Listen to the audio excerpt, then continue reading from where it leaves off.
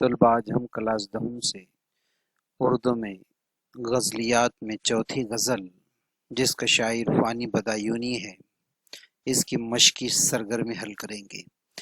آئیے درس کتاب پہ چلتے ہیں۔ آپ اپنے سامنے درس کتاب رکھیے۔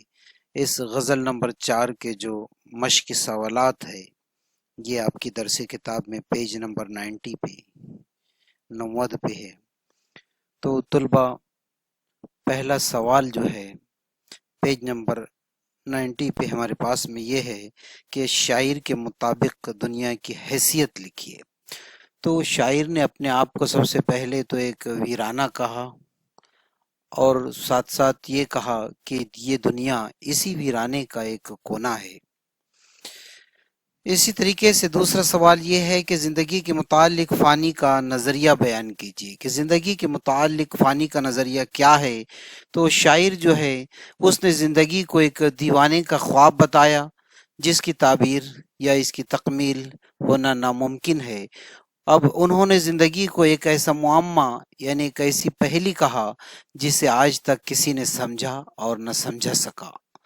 اس کے بعد میں طلبہ جو ہے ہمارے پاس میں تیسرا سوال ہے، اس عمل کو واضح کیجئے جس سے شاعر کی زندگی کو پشیمانی یعنی شرمندگی ہو رہی ہے۔ زندگی نے بڑے ناز اور توقع یعنی امید کے ساتھ شاعر کو اس دنیا میں لایا تھا، لیکن شاعر کی جو حرکتیں ہیں اس کی توقع کے بالکل خلاف تھی، جس کی وجہ سے شاعر جو ہے نالا رہتا تھا۔ اس کی حرکتیں جب برداشت کی حدوں سے تجاوز کر گئی تو زندگی جو ہے شاعر کی موت کا بہانہ تلاش کرنے لگی۔ تو اگلا سوال ہے ہمارے پاس میں کہ دل اور آنکھوں کے لیے استعمال کیے گئے استعاروں کو لکھیے۔ تو دل کے لیے شیشہ استعارہ یعنی بوتل اور آنکھوں کے لیے پیمانے کا استعارہ استعمال ہوا ہے۔ آئیے اگلے سوال کی جانب۔ غزل میں ایک قسم کی ناامیدی اور یاسیت کی فضا بنتی ہے، اس بیان کی موافقت میں دو مثالیں پیش کرنا ہے۔ زندگی اور اس کی بدلتی ہوئی حالتوں کی بیان کی وجہ سے فانی بدایونی نے اس غزل میں ناامیدی اور یاسیت کی فضا قائم کی۔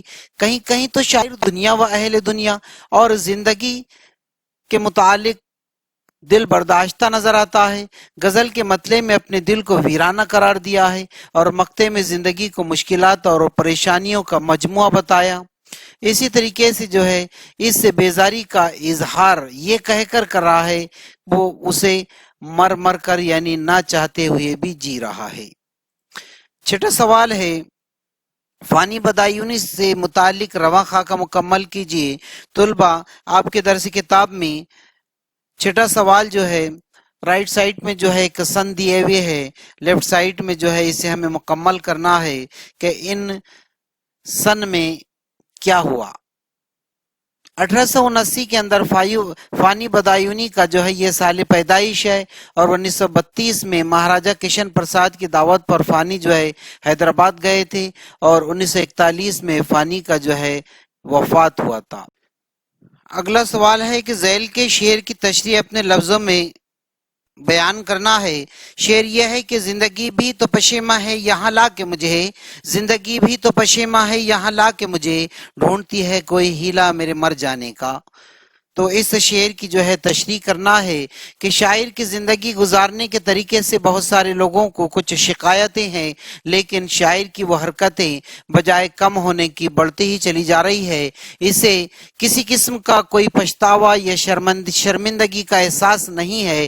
شاعر کی ان حرکتوں کے کم نہ ہونے سے اس سے وابستہ افراد بالکل مایوس ہو چکے ہیں۔ حالت آخرکار یہ ہو چکی ہے کہ زندگی کو ہی اس بات کا پچھتاوا رہنے لگا کہ کہاں سے اسے جو ہے لے کر آ گئی، بہتر یہ ہوتا کہ اسے لاتی ہی نہیں اور اب اس کی موت کا بہانہ تلاش کر رہی ہے یا اس کے مرنے کا انتظار کر رہی ہے۔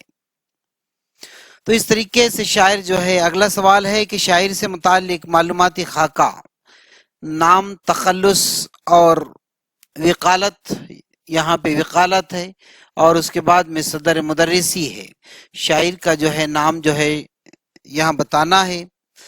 تو شوکت علی خان ہے، تخلص فانی ہے، وکالت لیلوی علی گڑھ مسلم یونیورسٹی سے کی، صدر مدرسی سرکاری اسکول حیدرآباد میں ہوا۔